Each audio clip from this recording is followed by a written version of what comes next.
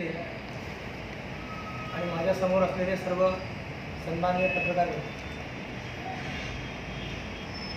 मी सुरेश गोविंदराव शिंदे, राहणार तिवरे, तालुका चिपळूण, जिल्हा रत्नागिरी. माझं मूळ गाव तिवरे. मराठा लाईट इन्फंट्रीमध्ये सर्व्हिस केल्यानंतर 20 वर्षांनी मी सेवानिवृत्ती घेतली. त्यानंतर जिल्हा सैनिक कल्याण कार्यालयामध्ये कार्यरत होतो. 5 वर्षानंतर मी माझा सुविधा सिक्युरिटी सर्व्हिसच्या नावाने बिझनेस सुरू केला. बऱ्यापैकी पत्रकार बनून चालत आहे. आज मी या ठिकाणी उभं राहण्याचा जो निर्णय घेतला आहे, सर्व भारतामध्ये माजी सैनिकांची जी म्हणजे एअरफोर्स असू दे, आर्मी असू दे, नेव्ही असू दे, 313 उमेदवार आज उभे आहेत संपूर्ण भारतामध्ये. त्यामुळे आम्ही आमचे जेवढे 8 पक्ष आहेत, पक्षांची नावं वेगळी आहेत, पण आम्ही कोणत्याही पक्षाचा एक उमेदवार त्याच्या विरुद्ध कुठेही उभं राहिलेला नाही. समजा मी जर आज सैनिक समाज पार्टीचा उमेदवार म्हणून रत्नागिरी सिंधुदुर्गमध्ये आहे, तर माझ्या विरुद्ध आमचा सैनिक कोणीही उभा नाही. मला माझ्या चिपळूण तालुका संघटना, इतर संघटनेचा पूर्ण पाठिंबा आहे.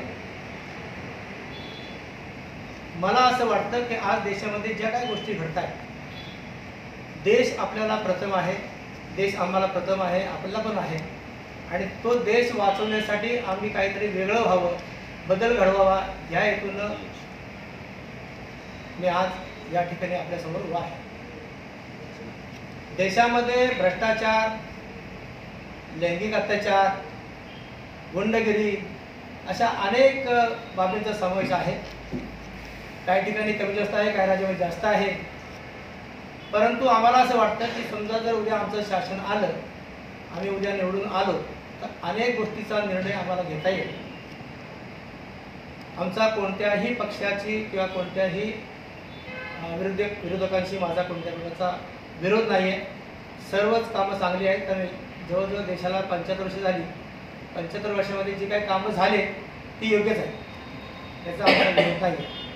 परंतु आज आमच्या सैनिकांची अवस्था अशी आहे की तो बॉर्डरवरती जेव्हा आपली सेवा देतो, अहोरात्र तो -50 डिग्री टेम्परेचरमध्ये राहत असतो. आपल्याला ते जाणीव होईल की -50 डिग्री काय असतं.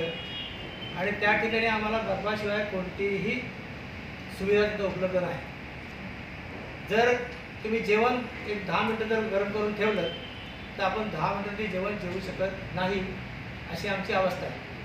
आणि बॉर्डरवरती असलेले जे सैनिक आहेत, त्यांना निवृत्त झाल्यानंतर सरकारने, मग केंद्र सरकार असो किंवा स्टेट गव्हर्नमेंट सरकार असो, त्यांना ज्या सुविधा पाहिजेत त्या सुविधा मिळत नाही, नोकरी मिळत नाही. आल्यानंतर त्याला फक्त एक कॉन्ट्रॅक्ट बेसिसवरती फक्त नोकरी मिळते. या 2-3 वर्षामध्ये वाटतं वॅकेन्सी खाली झाल्यामुळे त्यांना महाराष्ट्रामध्ये डिपार्टमेंटमध्ये याचं बांधकाम विभाग असेल किंवा इतर डिपार्टमेंट असतील, त्याच्यामध्ये त्यांना नोकऱ्या मिळालेल्या आहेत. त्याला मिळालेली पेन्शन, लोक साधारण असं म्हणतात की त्यांना काय आहे, त्यांना पेन्शन आहे, त्यांना 50,000 पेन्शन आहे, त्यांना 30,000 पेन्शन आहे.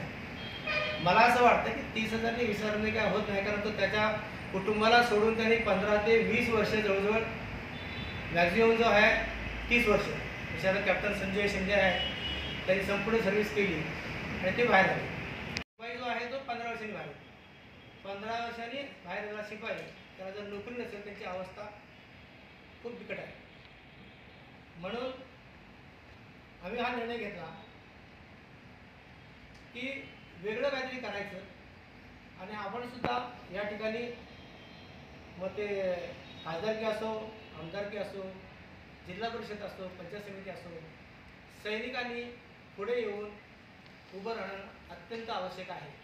मी तर पुढे जाऊन असं सांगेन की जे आधी समोर जे पत्रकार बसले, उच्च क्वालिफिकेशन आहे, वकील आहेत, इंजिनियर आहेत, डॉक्टर आहेत, पण कोणीही व्यक्ती अशी समोर येऊन उभं राहायला मागत नाही. कारण फायनान्शियल काही प्रॉब्लेम असतो किंवा जे चालले ते ठीक आहे, आम्हाला उभं राहायचं नाही. ज्याच्यामुळं असं झालं आहे की त्यांची जी वंशपरंपराची चाललेली जी रेस आहे, जी स्पर्धा आहे, ती कंटिन्यू चालू आहे. जर आपण जर त्याला विरोध केला तर ह्या गोष्टी कुठेतरी थांबवता येते. मी आज उभा राहिलो तर मी जिंकण्यासाठी थांबतो.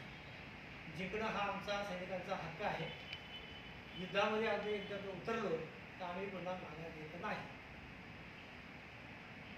त्यामुळे आजचा हा जो विषय आहे, आमच्या चिपळूण तालुक्यामध्ये सध्याची कंडिशन अशी आहे की आमच्या 2 बोर्डिंग आहेत, एक मुलांची एक मुलींची, वसतिगृह ज्याला आपण म्हणतो. त्याच्यामध्ये मुलांची आमची संख्या आता कमी झाली. कारण आता जो सैनिक आहे आमचा तो पुणे किंवा मुंबईला स्थायिक होतो. त्याच्यामुळे इथं 10-15 लोकांचं मुलं मुली आहेत.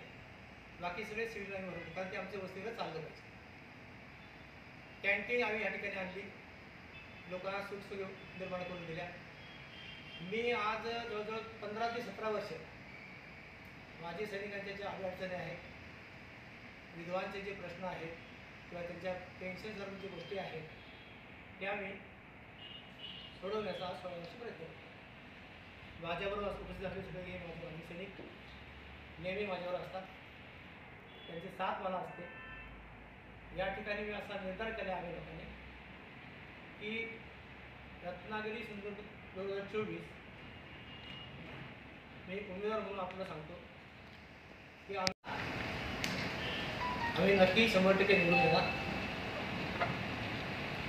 बाकी आपल्याला काही विचारायचा प्रश्न मला असं वाटतं की जे आता महाराष्ट्रामध्ये म्हणा किंवा पुऱ्या देशामध्ये म्हणा, पार्टी आज मी निवडून आलो म्हणजे दुसऱ्या पार्टीमध्ये, 15 दिवस गेले तर तिसऱ्या पार्टीमध्ये, हा जो खर्च आहे हा खर्च हा लोकांच्या खिशातून जातो, हे आपल्याला सर्वांना माहिती आहे. आज मी जो प्रचार करतोय मला माहिती आहे की माझा किती खर्च झाला. मग तो खर्च थांबवावा, चांगला उमेदवार यावा ही आमची इच्छा.